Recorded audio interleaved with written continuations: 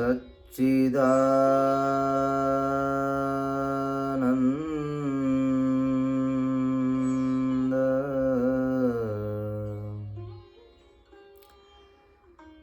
રૂપાય વિશ્વોત્પત્યાદિહેતવે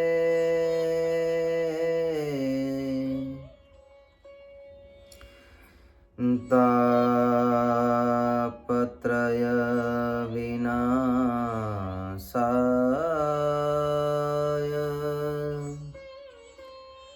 શ્રી કૃષ્ણાય વયમ નમઃ. શ્રી કૃષ્ણાય વયમ નમઃ. ઓમ અવતારિણે શ્રી સ્વામિનારાયણાય નમો નમઃ. ઓમ શ્રી પૂર્ણ પુરુષોત્તમાય શ્રી ઘનશ્યામાય નમો નમઃ. ઓમ શ્રી સહજાનંદાય શ્રી નીલકંઠાય નમો નમઃ.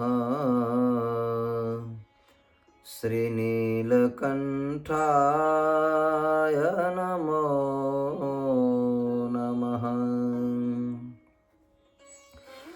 બોલો સ્વામિનારાયણ ભગવાનની જય. શ્રી નરનારાયણ દેવની જય. શ્રી લક્ષ્મીનારાયણ દેવની જય. શ્રી રાધા કૃષ્ણ દેવની જય. શ્રી રામચંદ્ર ભગવાનની જય.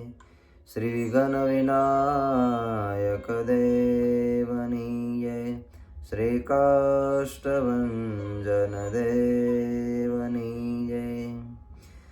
ઓમ જગન્નાથ ભગવાન કી જય. ઓમ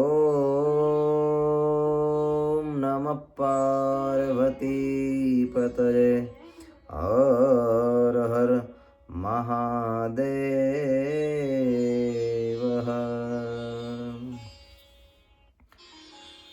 બધા જ ભક્તજનોને પવિત્ર રથયાત્રાના પાવન દિવસને યાદ કરી ભાવથી બધાને જય સ્વામિનારાયણ.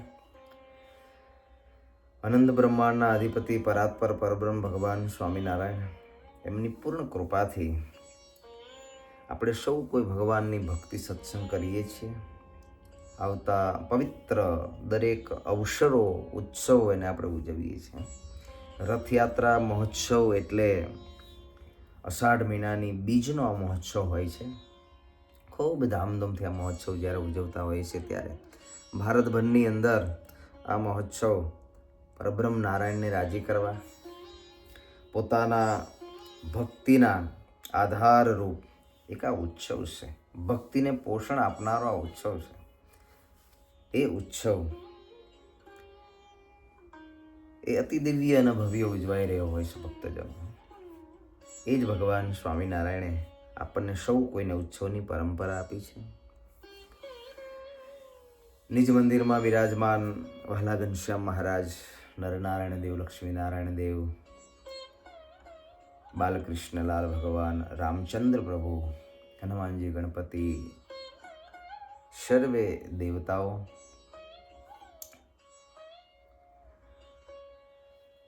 પરમ પૂજ્યપાદ આચાર્ય મહારાજ શ્રી, સર્વે સંતો,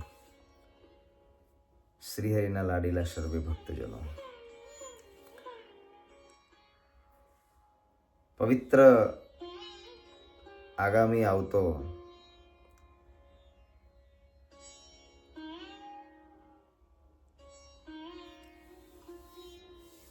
રથયાત્રા મહોત્સવ, જે મહોત્સવની અંદર લાખો ભક્તજનો જોડાય છે એવો રથયાત્રાનો મહામહોત્સવ. આજે આપણે પણ એ રથયાત્રાના મહોત્સવનો સૌ કોઈ લાભ પ્રાપ્ત કરવાના છીએ. પણ સાથે સાથે કેમ આ મહોત્સવ એ ઉજવાય છે, એનું કારણ શું છે? દરેક મહોત્સવની પાછળના કારણ છે. એમ આ મહોત્સવનું કારણ શું છે? એ ભગવાનની જે બલરામ, ભગવાન જગન્નાથ અને બહેન સુભદ્રા, આપણે જોઈએ તો જગતમાં આવી મૂર્તિ ક્યાંય છે નહીં. મૂર્તિ હાથ અડધા દેખાય છે, કમરથી નીચેનો ભાગ નથી, એવા જે આપણને દર્શન થાય છે ભાઈ બહેનના. જગતને શું સંદેશ આપે છે અને આવી મૂર્તિઓ કેમ છે? આપણે ઘણા સમયથી રથયાત્રાનો ઉત્સવ કરીએ છીએ. ઘણીક વાર આપણે કથા સાંભળી પણ હશે, પરંતુ વિશેષ ત્રણ સ્વરૂપો ભાઈ અને બહેનના, ભગવાન જગન્નાથ, બલરામજી અને સુભદ્રાજી. દુનિયામાં ઘણા બધા મંદિરો છે, પણ જ્યાં ભાઈ અને બહેનનું સ્વરૂપ આવી રીતે પ્રસ્થાપિત કરવામાં આવ્યું હોય એવું મંદિર જો કોઈ હોય તો એ છે જગન્નાથપુરીનું મંદિર. ચારધામ કહેવાય છે આપણા હિન્દુ સનાતન સંસ્કૃતિની અંદર. 68 તીર્થ કહેવાય છે. પવિત્ર ઘણા બધા ધામો છે આપણે જોઈએ તો. બદ્રીનારાયણ, દ્વારિકા, સેતુબંધ રામેશ્વર, જગન્નાથપુરી, આ ભગવાનના પવિત્ર ધામો જ્યાં ભગવાન અનંત કાળથી બિરાજે છે. ભારત ભૂમિની, ભારત વર્ષની અને સનાતન સંસ્કૃતિની જે ભગવાન શ્રીહરિ હરમેશ રખડા કરી આ ધરતી ઉપર ધર્મનું જેમને હર હંમેશ સ્થાપન કરી રાખ્યું, એ ભગવાનની મૂર્તિઓ જ્યાં સ્થાપિત કરી છે એ જગન્નાથપુરીનું મંદિર છે. કેમ ભગવાનની આવી મૂર્તિઓ છે અને રથયાત્રાનો ઉત્સવ કેમ ઉજવાય છે? ઘણી બધી લીલાઓ છે, પણ પ્રધાન લીલાઓ જેમાં ગમાય છે. એક સમયની વિશે દ્વારિકાની અંદર, અહીંયા જે સ્થાપના થઈ છે 5000 વર્ષ પૂર્વે, દ્વારિકાની અંદર ભગવાન કૃષ્ણ, બળદેવ, સુભદ્રાજી, માતા રોહિણીજી, મા દેવકીજી, 16108 ભગવાન શ્રીહરિની રાણીઓ જ્યાં બિરાજ. આટલો મોટો ભગવાન કૃષ્ણનો સમુદાય છે. એક સમયની વિશે ભગવાનની પટરાણી આદિ એક વખત ભેગા થઈ અને માતા દેવકીજીને તો વાત ન કરી, પણ રોહિણીજી પાસે જઈને વાત કરી કે માં, અમારે એક વાત તમને પૂછવી છે. તો કે શું પૂછવું છે? અમે તો ભગવાન કૃષ્ણની સાથે ઘણી બધી ઉંમરે એમની સાથે લગ્ન ગ્રંથિથી જોડાયા, પણ અમે સાંભળ્યું છે કે બાલકૃષ્ણલાલ દ્વારિકાપતિ, દ્વારિકાધીશ, એ દ્વારિકાના અહીંયા તો રાજા કહેવાય છે, પરંતુ ગોકુળની અંદર એ કાનાથી, એ નંદલાલથી, જેને બધા જ લોકો જાણતા હતા, અને એ નાના હતા ત્યારે એમને નાની નાની બાળ લીલાઓ બહુ કરી છે. એ અમે ક્યારેય સાંભળી નથી. અને માં, તમારા સિવાય બીજા અમને કોઈ કહેતા નથી. પૂછીએ છીએ તો એમ કહેશે કે સારું, જ્યારે સમય આવશે ત્યારે કહેશું. રોહિણીમાને વાત કરી કે અમારે આ લીલાઓ સાંભળીશ. માં રોહિણીએ કહ્યું તમારે લીલા સાંભળવી હોય તો એક શરત છે. શું? આ લીલાની અંદર જેની લીલા ગવાય છે એ અહીંયા ન હોવા જોઈએ. બીજી વસ્તુ, જેની લીલા ગવાતી એ તમારી સામે હશે તો તમને એને મજા નહીં આવે, એનો રસ નહીં આવે, એનો આનંદ નહીં આવે. બીજું, બળદેવભાઈ મોટા છે એ આપણે જ્યારે લીલાગાન કરીએ ત્યારે એ પણ અહીંયા ના હોવા જોઈએ. અને ત્રીજું, સુભદ્રાજી અહીંયા ના હોવા જોઈએ. ત્રણ અહીંયા નહીં હોય ત્યારે આપણે લીલાઓનું સાથે મળી અને ગાન કરીશું. ભલે વિચાર કર્યો ક્યારે મેળ આવે, ક્યારે એવો મેળ આવતો નતો. 1 દિવસ, 2 દિવસ, 3 દિવસ, દિવસ ઉપર દિવસ જાય. રોહિણીમાં કહે તમે આ વ્યવસ્થા કરો, પછી આપણે કથા એનું રસપાન કરીશું, ભગવાનની બાળ લીલાનું શ્રવણ કરીશું. ભલે.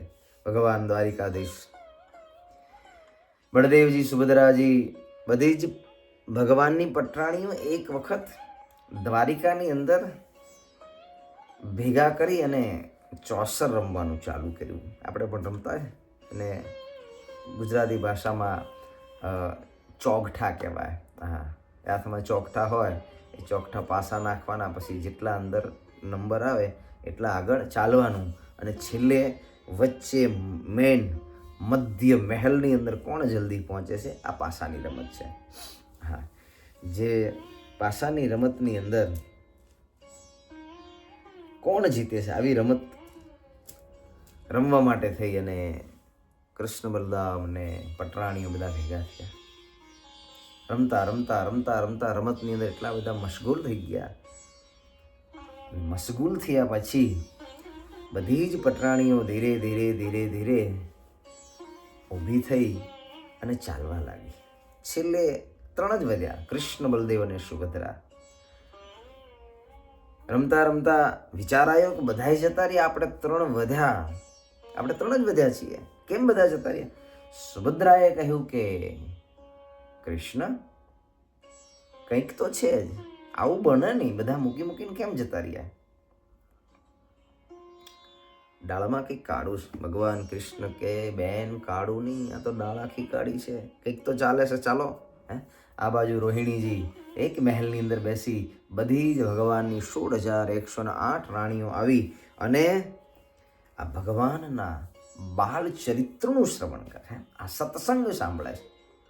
આ સત્સંગ જ્યારે શ્રવણ કરતા હતા ત્યારે ભગવાન કૃષ્ણ એ ગોકુળની અંદર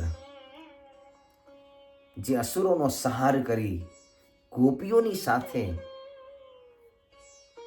એના ઘરમાં જઈ બેસી એના બાળકોની સાથે ભગવાન કૃષ્ણ માખણ જમતા, ચોરીઓ કરતા, ગોપીઓને રંજાડતા, આ બધી જ લીલાઓ એક પછી એક માતા રોહિણીની આંખે જે ઘણા સમયથી જે ચરિત્રનું જેમને સંભાળ્યા નહોતા, નાના બાળક ભગવાન કૃષ્ણ એ ચરિત્રને સંભાળતા લીલાઓની અંદર એટલા બધા ડૂબી ગયા. માં રોહિણીને ખબર ન રહી કે સામે કૃષ્ણ, બલરામ અને સુભદ્રાજી આવે છે. જેવા અંદર આવવા જાય ભગવાન કૃષ્ણએ પોતાની બાળ ચરિત્રની કથાના શબ્દો પોતાના કાને પડ્યા. ભાઈ બહેનને કીધું કે અહીંયા જ ઉભા રહો. હા, ત્યાં ઉભા રહ્યા, છાના માના જોવે છે. પણ રોહિણીજી, બધી જ પટરાણીઓ ભગવાનના ચરિત્ર સાંભળવામાં એટલી બધી મશગુલ બની હતી, કોઈને કાંઈ ખબર નથી. ભગવાન કૃષ્ણ ઉભા સાંભળે છે.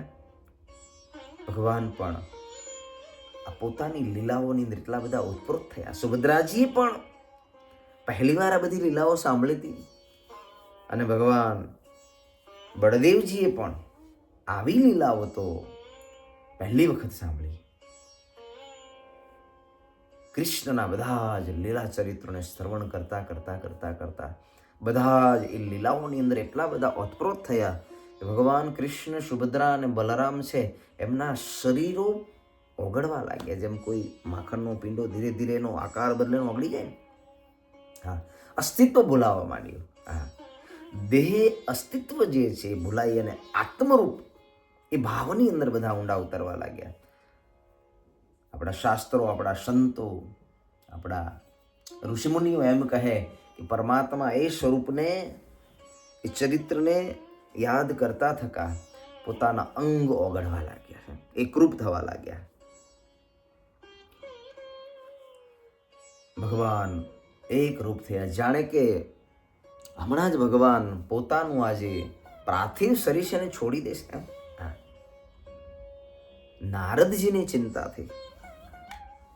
એકદમ નારદજી દ્વારિકાના મહેલની અંદર આવ્યા. ભગવાન કૃષ્ણના દર્શન કરવા માટે થઈ. જોયું તો ભગવાન કૃષ્ણનું સારું એ શરીર એ ઓગળવા લાગ્યું છે. હાથ, પગ, કમર. નારદજીએ જોયું કે પ્રભુનું આવું શરીર કેમ ઓગળતું હશે.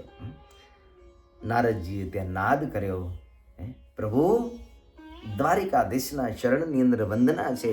આમ જ્યારે નારદજીએ ભગવાનને પોતાના ચરિત્રોમાંથી જ્યારે પાછા લાવ્યા ત્યારે ભગવાન પોતાના મૂળ સ્વરૂપની અંદર આવ્યા. કોલાહલ થયો. નારદજી આવ્યા છે મહેલની અંદર. રોહિણીજી, દરેક ભગવાનની રાણીઓ હતી, એ રાણીઓ એકદમ સજાગ થઈ. ભગવાન કૃષ્ણ આવ્યા છે. લીલાઓ ત્યાં બધી પૂર્ણ થઈ. નારદજીએ ભગવાનને પ્રાર્થના કરી, હે પ્રભુ, જગતના ઉદ્ધાર માટે આપ તો જગન્નાથ છો. અસુરનો સંહાર કરી અને આ ધરતી પર ધર્મનું સ્થાપન કર્યું. પણ આજે મેં આપના જે સ્વરૂપના દર્શન કર્યા છે ને પ્રભુ, એ સ્વરૂપની સ્થાપના આપ આ ધરતી પર કરો. એ ભગવાનનું એ ભાગવત કથાની અંદર રસબસ થયેલું જે સ્વરૂપ છે, ભગવત કથાની અંદર જે દેહભાવ બોલાયેલું શરીર છે, ખબર નથી રહેતી, દેહભાવથી પર થઈ જવાય છે, એવું જે ભગવાનનું સ્વરૂપ છે, એ સ્વરૂપ એની સ્થાપના પ્રભુ આ ધરતી ઉપર કરો. જગતને ખબર પડે કે ભગવત કથા એ કેટલી જ મહત્વની છે, ભગવાનના ચરિત્રો કેટલા એ કલ્યાણકારી છે. ભગવત કથા વિના દેહ આસક્તિ, દેહ ભાવ, જગત ભાવ, વિષય વાસનાઓ ટળતી નથી. પણ બધી જ રાણીઓ, રોહિણીજી, ભગવાન કૃષ્ણ, બળદેવ પરમાત્માના ચરિત્રની અંદર બધા જ નિમગ્ન બન્યા છે. અને જ્યારે નારદજીએ વાત કરી ત્યારે ભગવાન એકદમ શુદ્ધ અવસ્થામાં આવ્યા. પોતાના નેત્રો એકદમ પોળા થઈ ગયા. આજે જગન્નાથ ભગવાનના નેત્ર આ શું? ભગવાનના શરીરમાં પરસ્યો રેબ ઝેબ ચાલ્યો જાય. આવું ભગવાનનું જે એક જગત કલ્યાણ માટેનું લીલાને અનુભવતું સ્વરૂપ, ભગવત કથાથી જ આ જીવન છે એ પ્રભુની અંદર ઓતપ્રોત થાય છે. ભગવાનના ચરિત્ર વગર આપણું જીવન છે એ ક્યારે પણ એ ઓતપ્રોત થતું એ નથી. એટલા માટે આ ભગવત જે લીલા છે એ લીલા આપણને ભગવાનની કથાનો મહિમા સમજાવે. કે જીવ જ્યારે આવી ભગવાનની કથા સાંભળે છે ત્યારે એક રૂપ થઈ જાય, દેહ ભાન ભૂલી જાય છે, શરીર ભાવ એનો ચાલ્યો જાય છે, આત્મભાવે આવી જાય છે. એ ભગવાનનું સ્વરૂપ હતું. અવસ્થાઓ બદલાઈ જાય છે. એવું ભગવાનનું સ્વરૂપ નારદજીએ ભગવાનને પ્રાર્થના કરી, પ્રભુ જગતને એક આવા સ્વરૂપની ભેટ આપો પ્રભુ. એ ભગવાન દ્વારિકાધીશ નારદજી દર્શન કરી અને ત્યાંથી વિદાય થયા. આ બાજુ ભગવાને વિચાર કર્યો કે મારું એ સ્વરૂપ મારે પધરાવવું છે.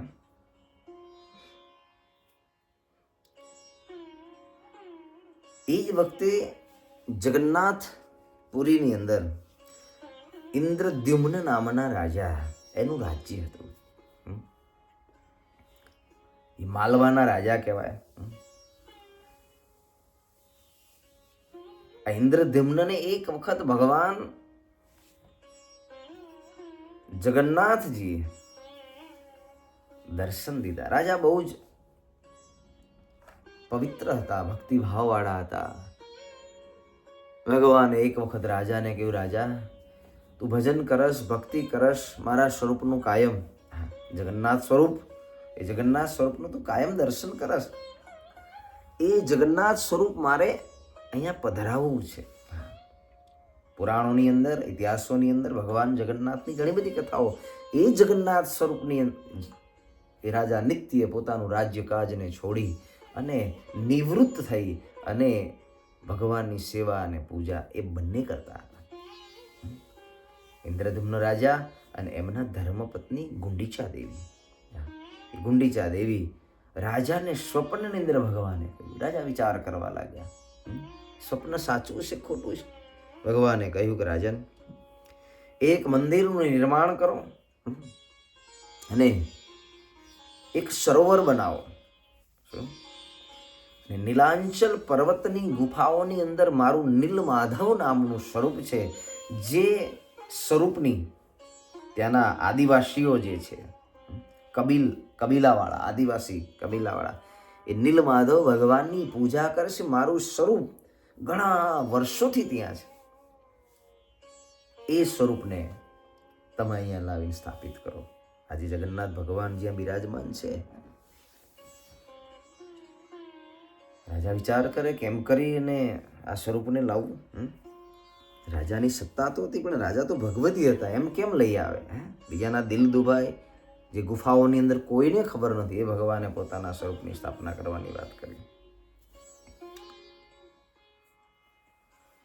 ભગવાન સ્વપ્નાની અંદર આવ્યા. રાજા સવારની અંદર વિચાર કરે, પોતાની પત્ની ગુંડીચા, બધા જ મંત્રીઓને ભેગા કર્યા.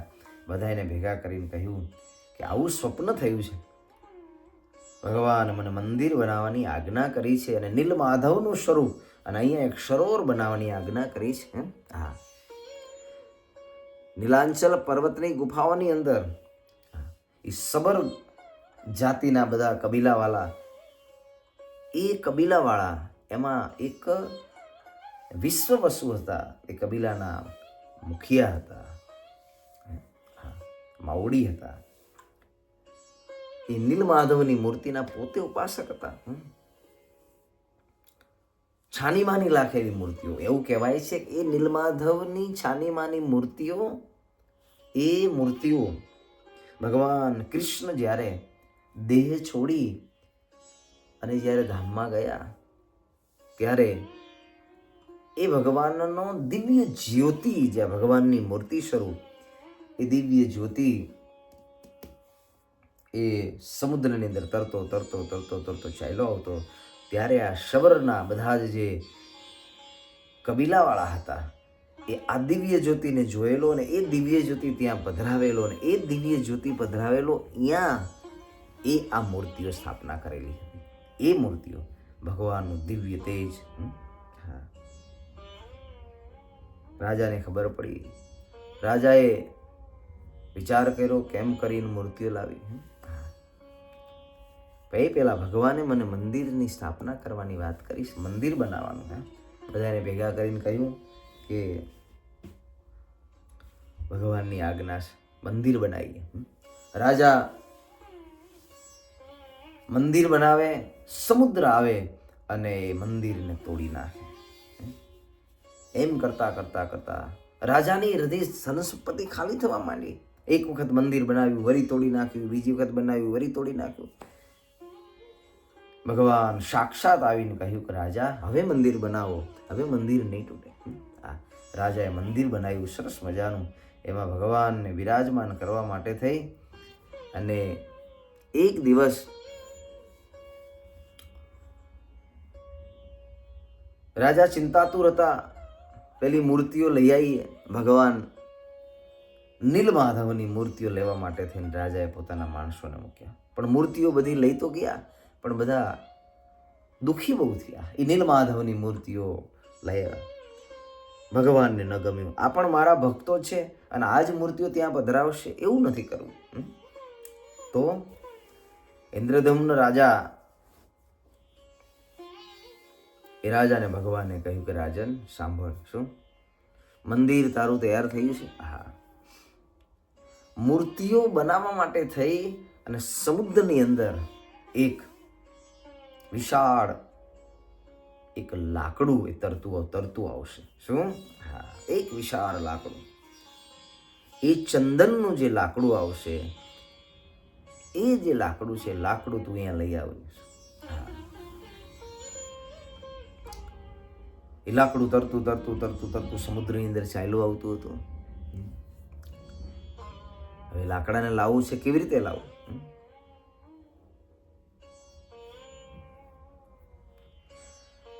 બધાને ખબર પડી, પણ બધા એ લાકડાને લેવા માટે ગયા, પણ લાકડું ઊંચું ના થયું. શું? કોઈનાથી ઉપડ્યું નહીં લાકડું.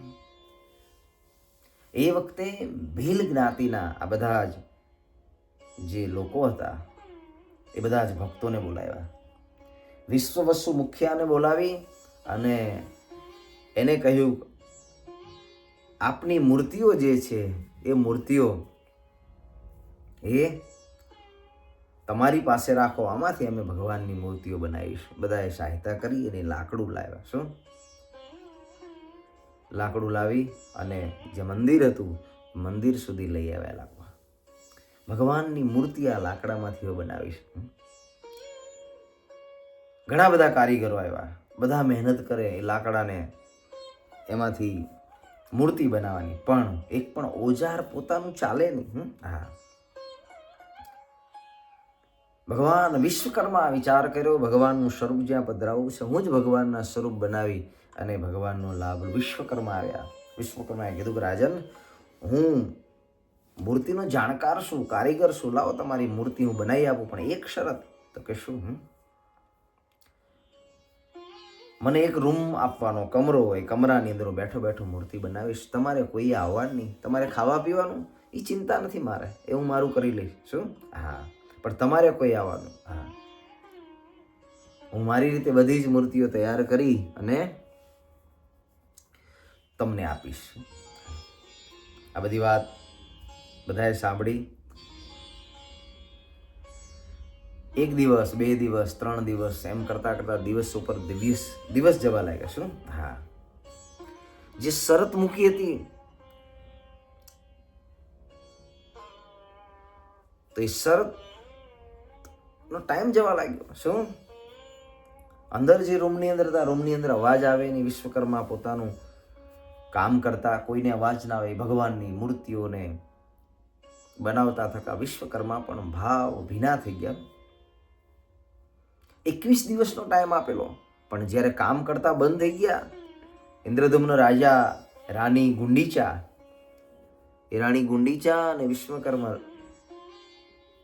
વિશ્વકર્માનો અવાજ ન સાંભળ્યો એટલે સહેજે ગુંડીચાને ચિંતા થઈ કે શું હશે. હા, બંને રાજા રાણી પોતાના માણસોને સાથે લઈને દરવાજા પાસે આવ્યા. કહ્યું કે બ્રહ્મદેવ, ભૂદેવ, કારીગર, આ અવાજ આવતો નથી, દરવાજો ખોલો. અંદરથી દરવાજો બંધ કરી દીધેલો હતો. ગભરાયા બધા. શું?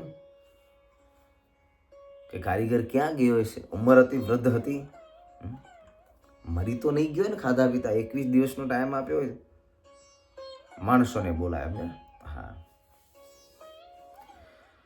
રાજાએ એ દરવાજો ખોલી અને અંદર પ્રવેશ કર્યો તો કોઈ હતું નહીં. 3 મૂર્તિઓ પડી હતી અને અધૂરી મૂર્તિઓ હતી. હાથનો ભાગ અધૂરો હતો અને કમરથી નીચેનો ભાગ અધૂરો હતો. ભગવાનની ઈચ્છા જાણી અને એ જ ભગવાનનું નીલ માધવ સ્વરૂપ. શું? નાના નાના ભગવાનના હાથ છે. હા, ટૂંકી ટૂંકી ભગવાનની કમર નીચેની એ નાની નાની થોડી પગની જગ્યાનો ભાગ છે. સુભદ્રાજી ના હાથ પાવ એમના પણ નથી. રાજાએ ભગવાનની ઈચ્છાને સમજી બધી જ મૂર્તિઓ બ્રાહ્મણોને બોલાવી, વિધિ વિધાન કરાવી અને આજે જે મંદિર છે એ મંદિર, હા, ઘણી વખત તૂટ્યું. આ મંદિર 7મી સદીની અંદર આ મંદિર બન્યું. 7મી સદીની અંદર. હા, એટલા વર્ષ પહેલાનું આ મંદિર. એના પહેલા ઘણી વખત રાજા હેમનદોને બનાવ્યું, પછી એની પર ઘણી બધી ચડાઈઓ થઈ. હા, હાલમાં જે મંદિર છે એ મંદિર 7મી સદીમાં બન્યું છે. આપણા શાસ્ત્રો એમ કહે છે. ઘણી વખત એનો જીર્ણોદ્ધાર પણ થયેલો છે. હા, ભીમદેવ નામના રાજા થઈ ગયા. આ જગન્નાથપુરી ઓડિશા, આ ઓડિશાનું આ રાજ્ય છે. જગન્નાથપુરી એ ઓડિશા રાજ્યની અંદર આવ્યું. અને એ ભગવાનની જે રથયાત્રા છે એ રથયાત્રા કેમ નીકળે છે? તો રાજાને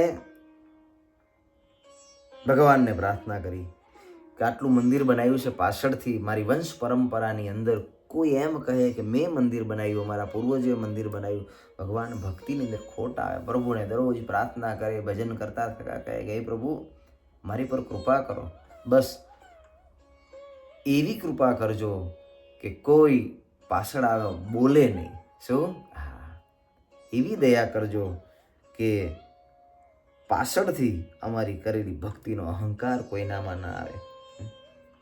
હવે સહજ છે તો પછીની પેઢીમાં તો બોલવાના ખરા, અમારા દાદાએ કરાવ્યું. એમના પત્ની ગુંડીચા ભગવાનની પ્રાર્થના ઇન્દ્રધુમ્ન રાજા કરતા હતી, સાંભળતા હતા. એમણે પણ ભગવાનને પ્રાર્થના કરી, પ્રભુ હું સમજુ છું કે રાજાને પુત્રની ઈચ્છા નથી, પરંતુ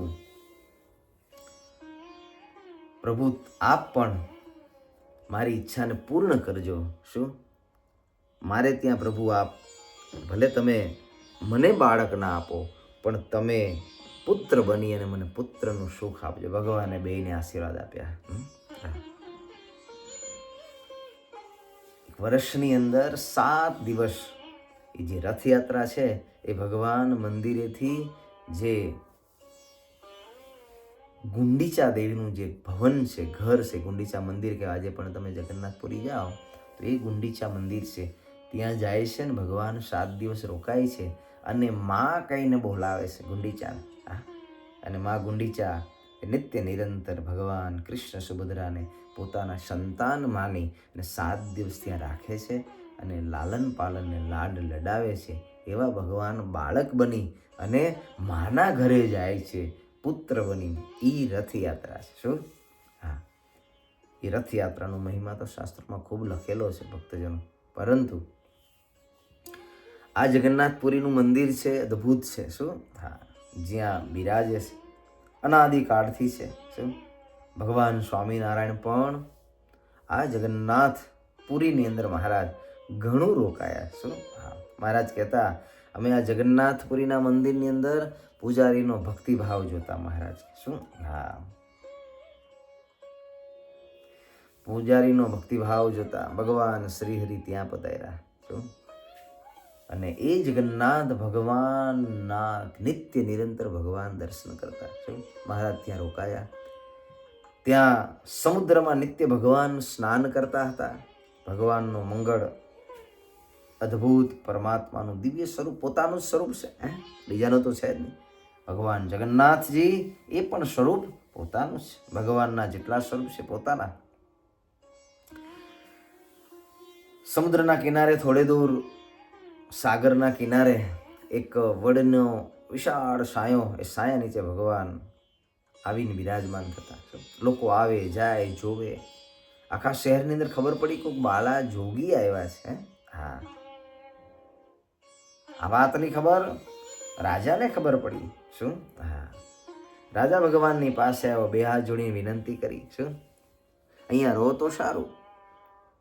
ભગવાને કીધું અમારે તીર્થ તો ઘણા બધા કરવા છે, પણ તમારો આગ્રહ છે એટલે અમે અહીંયા રોકાશું. હમણાં રથયાત્રા આવે છે તો રથયાત્રા પર્યંત રોકાવો. ભગવાન ત્યાં રથયાત્રા પર્યંત ભગવાન રોકાણા. શું? હા, ભગવાન ત્યાં યોગ ક્રિયાઓને કરે છે. અને એ સમયની અંદર ઉત્સવનો દિવસ આવ્યો. રથ વિશાળ શણગાર્યો છે, એની અંદર મૂર્તિઓ પધરાવી છે.